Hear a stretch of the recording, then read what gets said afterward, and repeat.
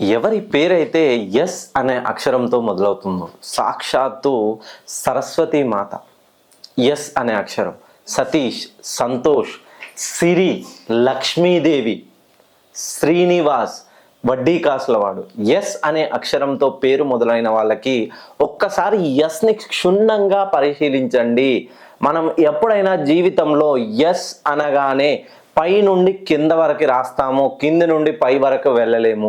వీళ్ళ జీవితంలో కూడా స్టార్టింగ్ అద్భుతంగా ఎవరెస్ట్ అంత ఎత్తుకు ఎదుగుతారు. కానీ ఎప్పుడైతే వీళ్ళ జీవితంలో 18.5 సంవత్సరాల నుండి 29.5 సంవత్సరాల మధ్యలో అనూహ్యమైనటువంటి మార్పులు జరుగుతాయి.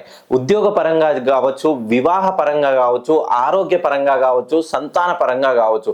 అప్పటి వరకు ఉన్నటువంటి వీళ్ళ జీవితంలో ఎవరో ఒకరి రాక వలన జీవితం ఎటుపోతుంది, వీళ్ళ జీవితం అనేది ఒకరి చేతిలో ఉండకుండా పక్క వాళ్ళ చేతిలో ఉన్నట్టుగా అనిపిస్తుంది. నా దగ్గరికి సంతోష్ అనే ఒక క్లయింట్ వచ్చాడు. సార్, నేను నా బీటెక్ కంప్లీట్ వరకు నేను టాపర్ని సార్, మా బ్రాంచ్లో నేనే టాపర్ని. నా పర్సంటేజ్ వచ్చేసి డిస్టింక్షన్ 78.42%తో నేను క్లియర్ చేశాను. మంచి సాఫ్ట్వేర్లో చెన్నైలో నేను సెటిల్ అయ్యాను. కానీ అనూహ్యంగా ఏం జరిగిందో ఏదో తెలీదు, నేను లే ఆఫ్లో నా ఉద్యోగం కోల్పోయాను. అనగానే నేను ఆయన డేట్ ఆఫ్ బర్త్ను పరిశీలించినట్లయితే ఎవరి డేట్ ఆఫ్ బర్త్లో 1, 2 ఈ సీరియల్ వస్తుందో, 1 తర్వాత 2 లేదు, 2 తర్వాత 1 ఉన్నట్లయితే ఇంకా వాళ్ళ జీవితంలో అనూహ్యమైన మార్పులు. ఎందుకనంటే ఎప్పుడైనా మనము తినక ముందు చెయ్యి కడుక్కుంటాము, తిన్న తర్వాత చెయ్యి కడుక్కుంటాము. తినక ముందేమో కడుపులోకి క్రిములు వెళ్లకుండా కడుగుతాము, తిన్న తర్వాతనేమో చేతి కంటింది దులుపుకోవడానికి కడుగుతాం.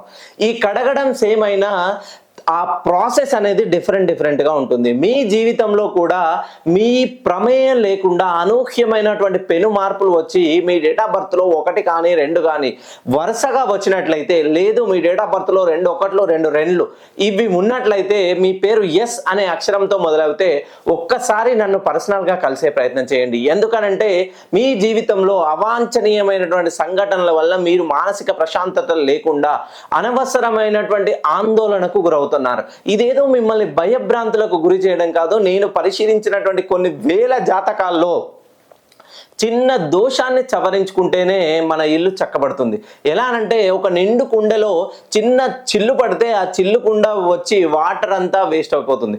ఆ చిల్లును పూడిస్తేనే నిండు కుండ అనేది తొనకదు.